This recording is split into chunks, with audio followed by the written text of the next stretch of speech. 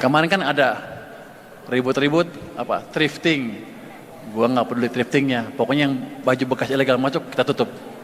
Nanti habis itu baja, bentar lagi. Habis itu sepatu, habis itu yang lain-lain. Jadi kita jaga domestic demand, domestic market untuk teman-teman pengusaha. Itu seperti hal yang gampang. Kita pikirkan orang dalam negeri nggak ngerti. Tapi ternyata orang luar negeri juga nggak ngerti. Kalau Anda baca The Economist yang hari ini, yang terakhir, ada tuh tulisan yang bilang Indonesia raised its rainy day pot. Dia bilang di The Economist itu, saya ngabisin uang yang disimpan untuk keadaan susah sebesar 200 triliun. Padahal kan uangnya nggak habis, uangnya cuma saya pindahin aja. Jadi majalah The Economist yang canggih itu ternyata nggak sepinter gua.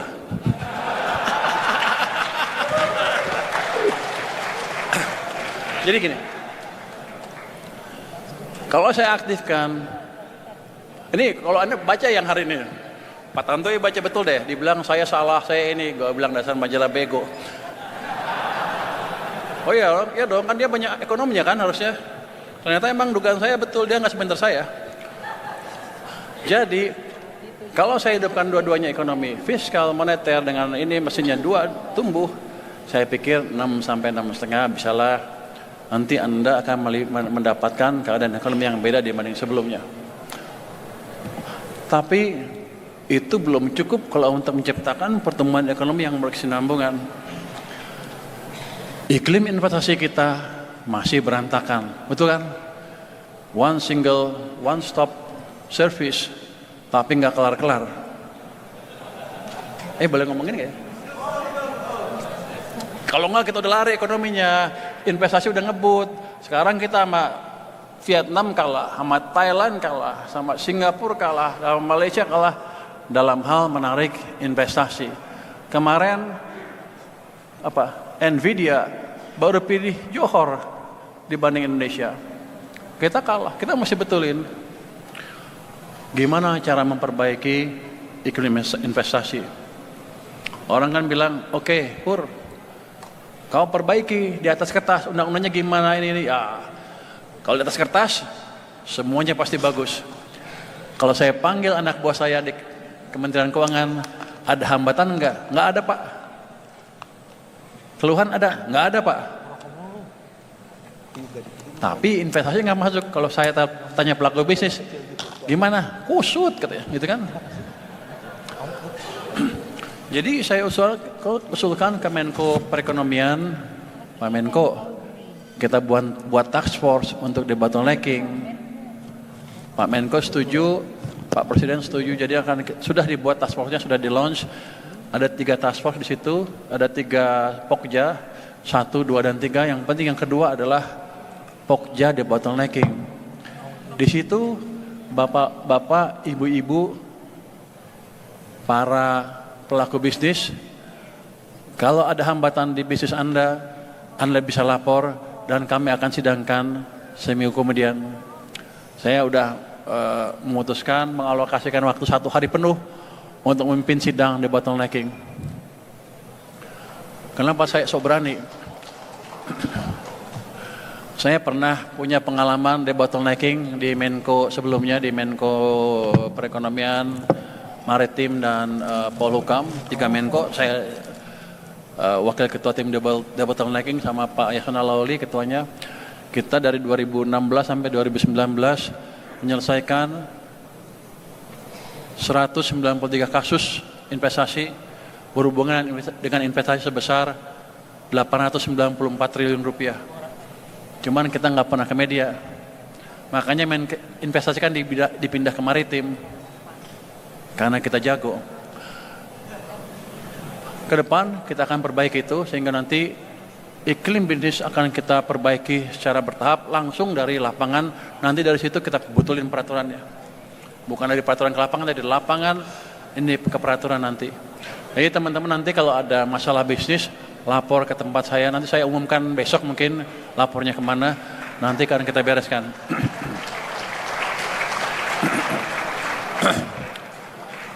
Kalau ada yang ragu, Purbaya emang tahu hukum apa?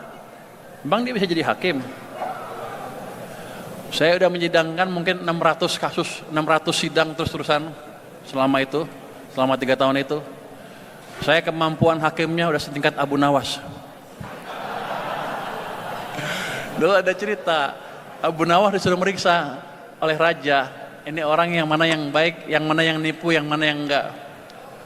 Dia panggil, dia ambil kuda kan, kudanya dikasih minyak, terus orang-orang suruh pegang itu, masukin kurang tutup suruh pegang.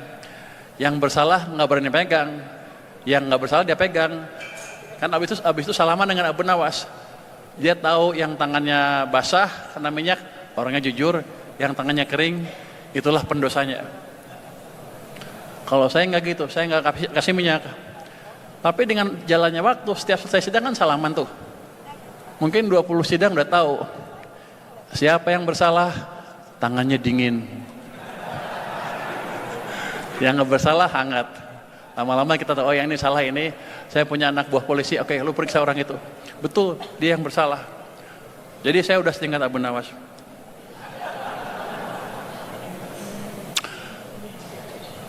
Iklim investasi, kalau kita perbaiki iklim investasi, apa otomatis para pengusaha domestik bisa berjaya?